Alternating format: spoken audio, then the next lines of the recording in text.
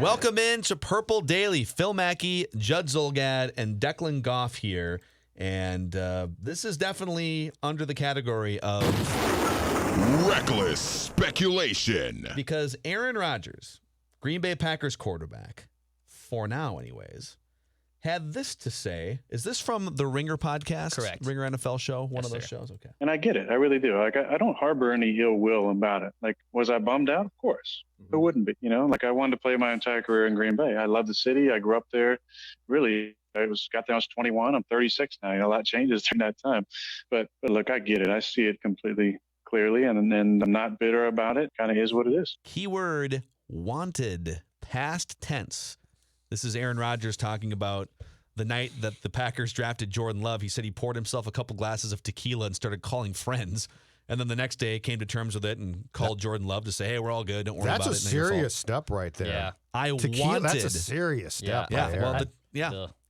Well, I would couldn't you do guys? that. Are you guys No. tequila guys at all? No, but I have a friend who likes to call after a few tequilas, and yeah, it's always just a. It's a different kind of drunk. It is a different kind of drunk. It's more of How an so? aggressive, sort of sad drunk. Yeah, it can be sad. Hit you quick, right? Yeah, it hits you quick. Like you don't have lots of time to No. be like, yeah, I'm still feeling good. My tequila recommendation, if you're not looking to just get hammered right away, a little soda water, a couple of ice cubes, some tequila, and a little bit of a lime. Do we of a think tequila spritzer? that he used that combination, or do we think he just went with the straight stuff that night? No, if I'm Aaron Rodgers and I'm 36 years old and I need offensive weapons and my team drafts reaches for Jordan Love, Yes, sir. I'm straight to the bottle. I'm not even using the shot glass. He also mentioned, too, in the interview that he was really hoping they were going to take Justin Jefferson. He saw the LSU receiver on there, and he thought he'd love Justin Jefferson. So if that guy's already on the Vikings. Wow. Maybe he can let Justin Jefferson develop for a couple years under Kirk Cousins and then throw to him. So, all right. So this is what the episode is about. It's a reckless speculation. Reckless speculation. We've talked about this a little bit on the show and on our daily show, Mackey and Judd as well. But let's get down to it. Do you think Aaron Rodgers is going to play for the Vikings at some point? And if so, how and when will it happen? If this was any team but the Vikings, I'd probably be like, no way. He's not going to play for them. No. But Brett Favre played here. I mean, what more do I need to say? Brett Favre was a Viking. Rodgers being a Viking would be like on the surprise scale, the Richter scale of surprises. Aaron being a Viking, I think, would probably be fairly high. Let's say it'd be about a 7 or so, maybe an 8. Favre playing in purple for the Vikings and forcing his way here at the end of his career was a 12. And that's out of 10, okay? So if that can happen, yes, I do believe it. And here's why I think, and yes, it's clickbait, but here's why I dead serious think this is going to happen. Zimmer has a 3-year contract. I don't think for 1 second that Mike looks at Kirk and thinks, this is the love of my quarterback life. Like, this is the guy. I'm going to my coaching grave with Kirk. This, I love you, Kirk. You are my favorite. I don't think that Mike says that. He has a 3-year extension that is essentially starting with 2020, a 4-year contract. All right. Kirk basically, I think, is stuck here through about 2021. I think you start to get into the murky ground of getting out of the Kirk contract in 2022. Aaron's making it very clear that he is not going to end his career in Green Bay, which means that much like Favre, he thinks, or TB, he thinks he can play into his 40s. Furthermore, the Packers now have a rookie quarterback, and the sexy thing about having a rookie quarterback is having said young quarterback playing under his rookie contract, right? Because that's when he's cheap, and now I can add all of these weapons, and Jordan Love. Okay, so just think about how this all comes together. And Mike, so Zim at the end, I think, is going to look at Kirk and be like, yeah, he's still Kirk. He also is going to be nearing the end of his contract. And this might be his last contract as far as, I mean, I don't know if he's going to coach till 70, but I think this contract takes him approximately, Phil Mackey, till about 67 or so, okay? Yeah. So Rodgers would be the drug that Mike needs so badly, the quarterback drug, in a quick spurt there, because I do think with the ability to play the Packers twice, I think that Aaron's not the quarterback that he once was. But like when we say he's cooked, he's not like cooked done. He sucks. I think that right now he's a better QB than Kirk Cousins, and I think pretty much until he plays his last down, he will be a better quarterback. All right, I'm putting together for you the Favre stew again. Like, I'm making the same stew. It's the same exact stew. Vengeance from the quarterback. Love me some Favre stew, by the way. Yeah, who doesn't? Vengeance from the QB.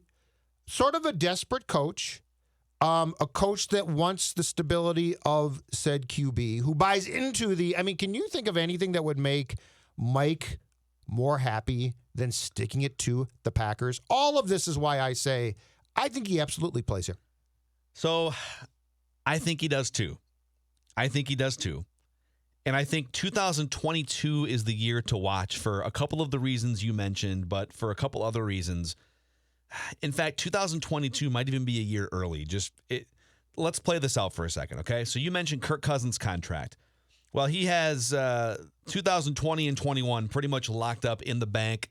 The dead cap to get rid of Kirk Cousins would be, like, if you cut Kirk Cousins right now, which obviously they would not, they just signed him, you would still owe $62 million to the salary cap right now. So just like it wouldn't make any sense. 2021, you would still owe $41 million.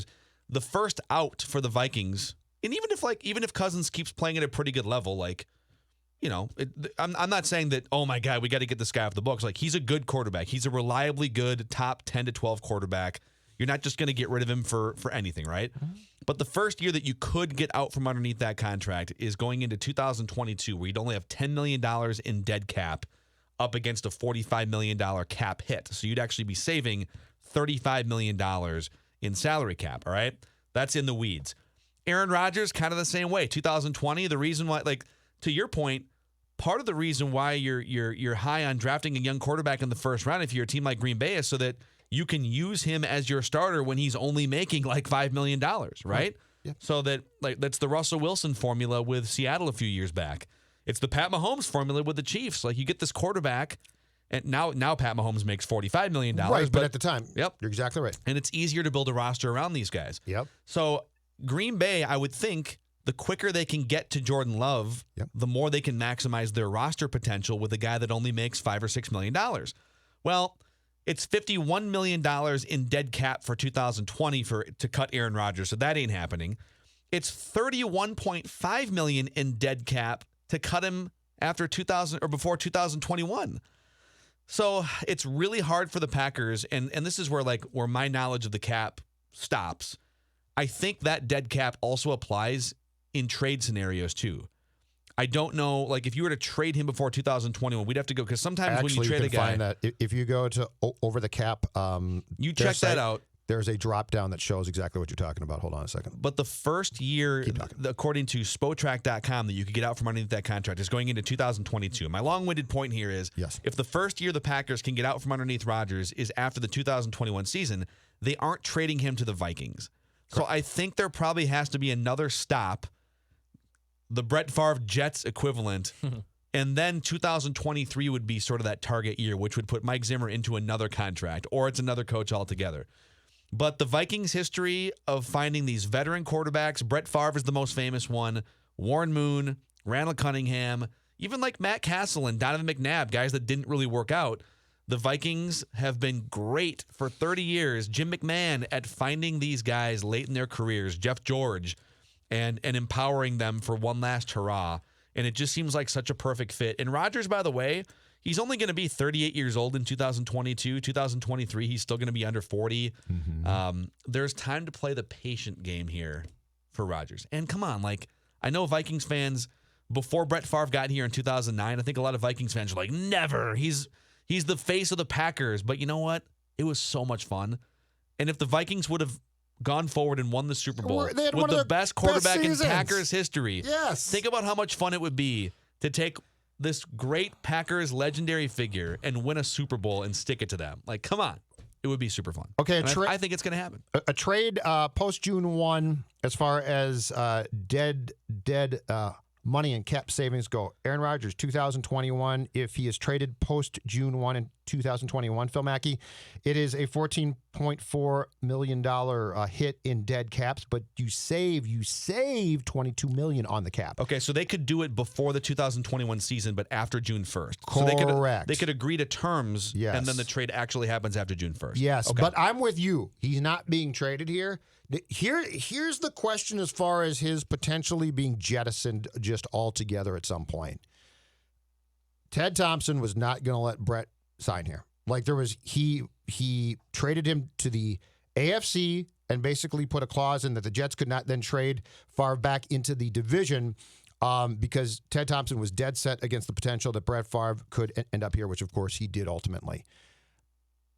Is Gutekunst and the Packers or the regime that's in charge now, are they going to be as paranoid about Aaron signing with the Vikings or the Bears, or are they not going to care as much? And that's a question I don't know the answer to, because I think it's all based on fundamental philosophies. Yeah, I don't see any scenario in which the Packers would hand deliver Rodgers to the Bears or the Vikings. I would agree with that. I just don't think so. But they are, if they're desperate enough to play Love, like the thing here is the Favre divorce took place because he played in that conference title game against the Giants outdoors and was awful, like embarrassingly bad, okay?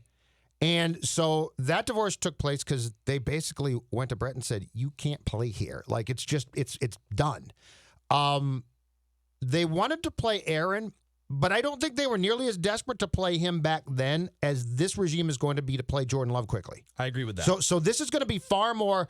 That was back then. They looked at Brett and said, "You can't play outdoors in the cold." And oh, by the way, we do that. This is we need to play Jordan Love. But is there is there another curveball here? If Rodgers comes back and just has like he's been good the last couple of years, not great the way he was 5 or 6 years ago. Yep. What if he just comes back and he's better than he's been since like 2013?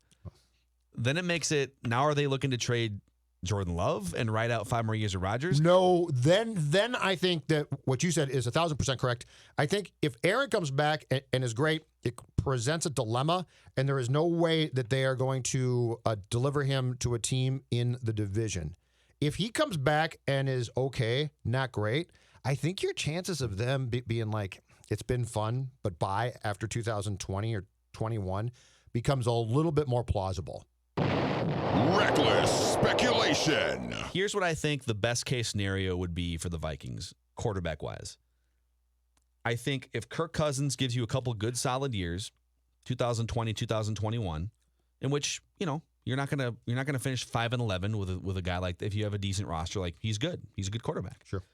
But to me, the best case scenario would be 2 years of Kirk Cousins, and then you'd have to, that third year, because the cap hits like $45 million, you'd have to find a restructure, or like you're not going to go into that year and pay him $45 million to the cap. I would be shocked. Mm-hmm. So that's when it's time to either find a restructure or trade or something. The best case scenario would be if you could swap Kirk Cousins for just 1 year of Aaron Rodgers in 2022, if you could make that happen, and also draft a quarterback in the first round. So that you have a guy, or a second round, like a guy that you feel like could take over and be someone that you water and groom to be your franchise quarterback going beyond, and a guy that makes a lot less money than the $35 million that both these two guys make. And so you can go about building your roster out. The only problem would be if you get into a situation where you've got Cousins and you've got Rodgers.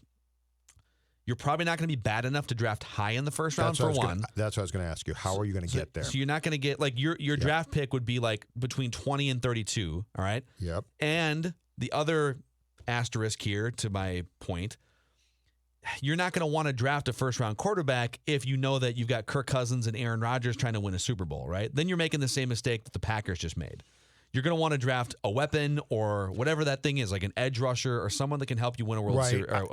Yeah, Super Bowl now. The draft one is tough. I don't know that the draft scenario that you just went through will dovetail into what they're doing, but I'm just saying you'll need a young quarterback on your roster at some absolutely. point. But I think at this point in time we're going to have to accept the fact that that's going to be post Mike. I think Zim's going to be gone. I think what this is all about is the race for Mike to win a Super Bowl. And who's the quarterback who can do it? That's why I think it might be a 1-year thing. Aaron comes here, It's Mike's last year. The team's pretty good. Yeah. They're not bad. They're good.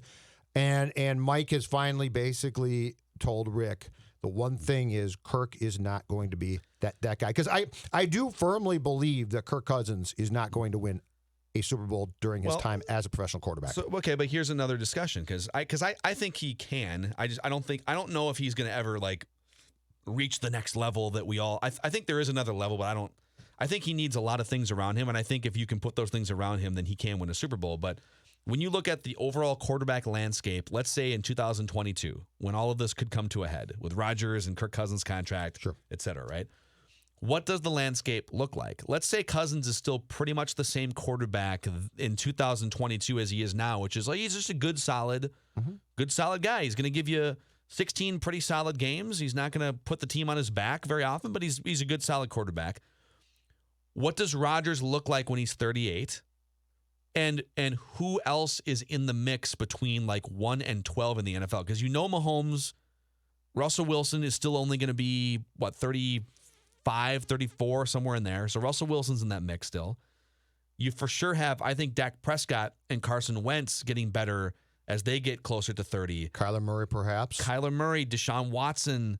Like there's going to be like 7 or 8 guys that are for sure better than Kirk Cousins or old Aaron Rodgers at that point. Right. I mean, is there a chance that Kirk Cousins in his prime still in 2 years is just flat out better than 38-year-old Aaron Rodgers, who's not going to be mobile and the things that have made him a standout to this point in his career? There's a chance. Things to consider. Yes, there's a chance that you're exactly correct. Here's where I think it works, though. The revenge factors. It's the same as Favre. I mean, Brett Favre put together, out of really Motivation. nowhere, a 2009 MVP-worthy season, right? And why? To shove it up the Packers, you know what, right? And what I'm telling you is this has to be, to work, a two-way street. So if the Vikings had a young head coach, that guy would never be like, yeah, let's shove it up the Packers, you know what, by signing Aaron. He'd be like, I'm going to get my own guy. I'm going to develop that guy, blah, blah, blah. But Zim's a vengeance guy. And Aaron is going to be a vengeance guy. And that's what, and Brad, in that sense, Childress and Favre, same thing, right? The batteries need to fit. And personality-wise, this would fit. It's going to be 2 guys that at the end of the day would love to go into Lambeau Field and basically make the Packers say uncle again. They love that Reckless stuff. speculation. Yeah. Here's another factor. I know this matters for Adrian Peterson as he continues to play. I think there's some ego to Rodgers, and I think like getting another rings to get more rings than Favre and more rings than Marino. Yep. Well, he already has more rings than Marino, I guess, because Marino has 0. Overall passing yards list, Drew Brees just passed Tom Brady. I think it was last year, the year before, might have been 2018. Mm-hmm. Those guys are up 74, 77,000. I don't think Rodgers can catch those guys. He'd have to basically throw 4,000 yards a year for like another 7 years to catch those guys. He'd have to play, and that assumes that those guys aren't going to add a bunch to their totals. Sure. But you know who he can maybe catch? It's Brett Favre.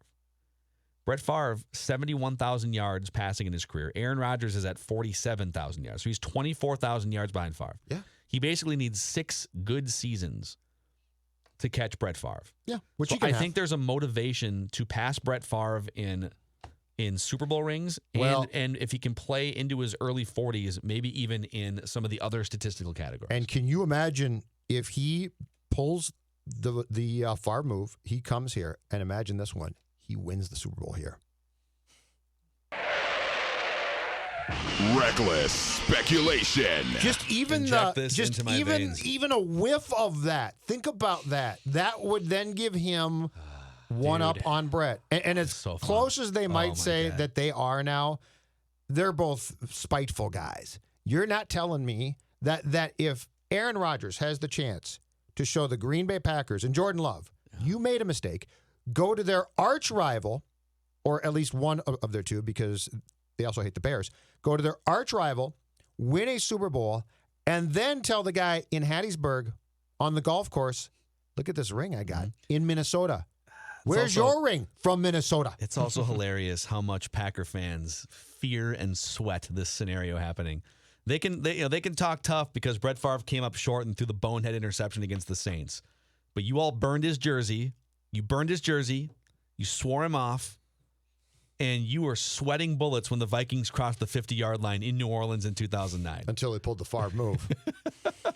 Aaron Rodgers wouldn't pull the Favre move. No, hell no. He wouldn't throw that pass. He wouldn't throw that pass. He will not pull the Favre move in 2022 when he is the Vikings quarterback. I think it happens. I love it. It's great. Some good old reckless speculation here. Thanks for hanging out with us on Purple Daily. What do you think? Give us a shout in the comment section on our YouTube page, youtube.com/scorenorth.